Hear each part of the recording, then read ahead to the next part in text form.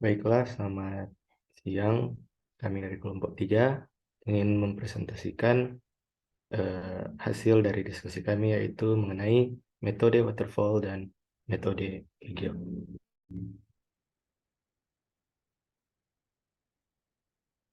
Ini beranggotakan 5 orang, itu yang pertama Sabina Felicia Nabila Safiri Mesye, kemudian ada Ceskia Theodore Cesar Rengkung, Veronica Weo, Marlin Sharon Pasanda, dan Arvin Tronol.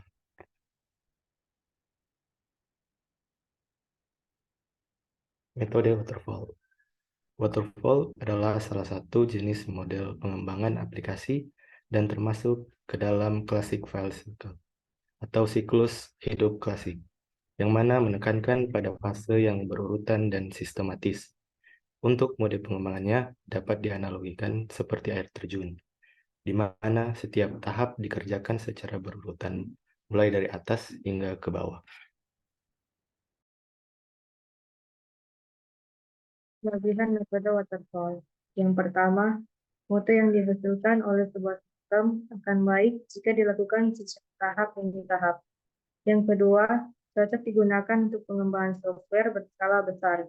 Yang ketiga, pengembangan berdasarkan kebutuhan, desain antarmuka, penyediaan sarana, testing, instalasi, dan maintenance. Dan yang keempat, dapat ditinjau ulang untuk memastikan sistem ini sesuai dengan keinginan user. Yang kelima, data yang terstruktur penting dalam setiap tahap pengembangan untuk memastikan kelengkapan proses. Kekurangan metode waterfall. Yang pertama, harus lebih teliti. Yang kedua, perlunya kerjasama tim yang solid. Yang ketiga, tidak dapat melihat gambaran sistem dengan jelas. Yang keempat, jika prosesnya tidak dilakukan secara bertahap, maka dapat dipastikan akan menyebabkan error pada sistem. Dan yang terakhir, yang kelima, akan sangat susah untuk merubah data yang tidak terproses dengan baik ke tahapan selanjutnya. Berikutnya, tahapan metode waterfall. Jadi di sini ada 5 tahapan. Yang pertama itu requirement analysis, di mana pengembang perangkat lunak perlu memahami kebutuhan pengguna yang dapat dikumpulkan melalui berbagai metode seperti diskusi, observasi, survei, dan wawancara. Lalu tahap kedua, system and software design, di mana tahap ini akan membantu pengembang untuk menyiapkan kebutuhan hardware dalam pembuatan arsitektur sistem perangkat lunak yang akan dibuat secara keseluruhan. Lalu pada tahap ketiga, implementation dan unit testing, di mana tahap ini adalah tahap pemrograman dan pengujian modul untuk memeriksa apakah memenuhi kriteria yang diinginkan. Pada tahap keempat, yaitu integration and system testing, di mana unit atau modul yang telah diuji kemudian diintegrasikan dalam sistem secara keseluruhan, diikuti oleh pengujian sistem secara menyeluruh untuk mendeteksi potensi kegagalan dan kesalahan. Dan yang terakhir, tahap operation and maintenance, di mana pada tahap terakhir waterfall ini, perangkat lunak dioperasikan oleh pengguna atau user dan dilakukan pemeliharaan untuk memperbaiki kesalahan, meningkatkan sistem, dan menyesuaikan sesuai kebutuhan.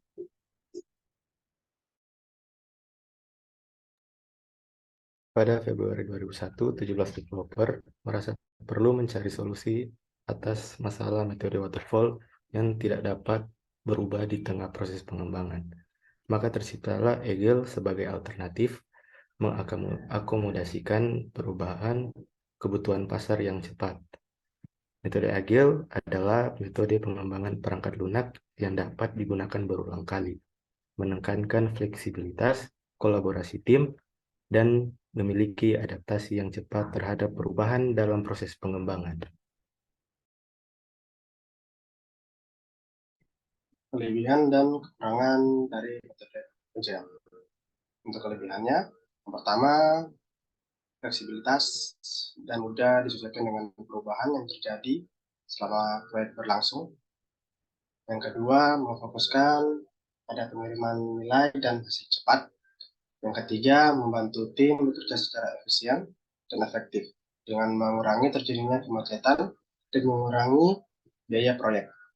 Dan yang keempat, menyediakan platform untuk kolaborasi dan komunikasi yang efektif antara tim dan stakeholder.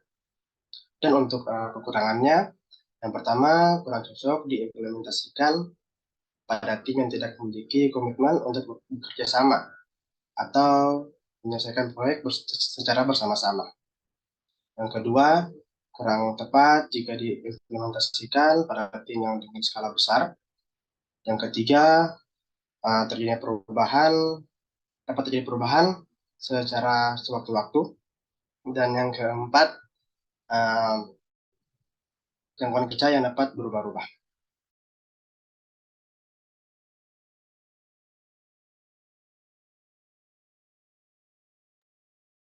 Berikut tahapan melakukan metode agile. Yang pertama, pengumpulan kebutuhan atau requirements. Pada tahap ini, tim pengembangan dan pengguna berkolaborasi untuk mengidentifikasi dan mengumpulkan kebutuhan perangkat lunak. Yang kedua, desain. Tahap ini melibatkan pembuatan arsitektur, informasi, dan desain visual perangkat lunak, termasuk antarmuka, pengguna, dan elemen penting lainnya. Yang ketiga, pengembangan atau development, di mana pengembangan berlangsung secara iteratif dengan hasil yang dapat diperlihatkan pada setiap siklusnya.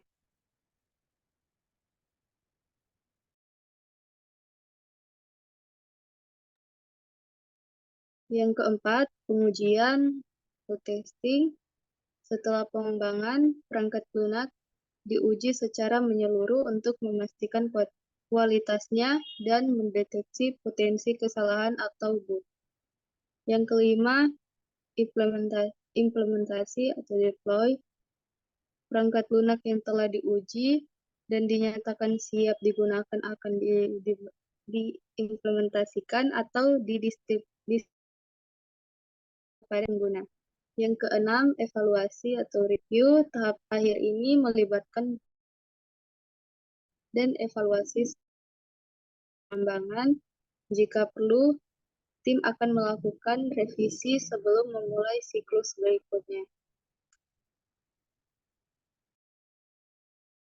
Oke, sekian dari hasil presentasi kami. Terima kasih.